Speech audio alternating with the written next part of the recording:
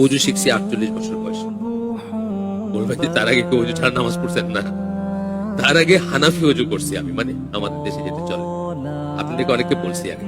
আমরা কি করি? প্রথমে হাতটা ধুইলাম, তারপরে কি মুখ মুখ ধুইলাম, ই করলাম, তারপরে আবার হাত ধুই না? এই সেকেন্ড টাইম হাত ধোয়ার সময় আমরা কিন্তু খেয়াল করে বা পয়েন্ট বানায়া এই জায়গাটা ধুই না। এখন প্রথম যে হাতটা ধুইছেন ওটা কিন্তু আপনার হাত ধোয়ার কাজ না, তার অর্ডার গুলো ঠিক রাখতে হবে না? এখন যে হাতটা ধুইতেছেন এখন কিন্তু আপনার একদম পুরা হাতটা এখান থেকে এখানে পানি লাগার কথা। এটা আমি 48 বছর বয়সে শিখছি, 38 বছর বয়সে আমি হজ করছি। কিন্তু যখনই শিখছি তখনই আমি কারেক্ট করে নিয়েছি নিজেকে। আমি আর বসে থাকি নাই যে আমার মাঝাবে তো এটা নাই, বা আমার তো এটা কোনোদিন কেউ বলে নাই, বাপেও বলে নাই, দাদা বলে নাই, আমার হুজুরের কাছে যার কাছে ছোটবেলায় শিখছি নামাজ সেও বলে নাই।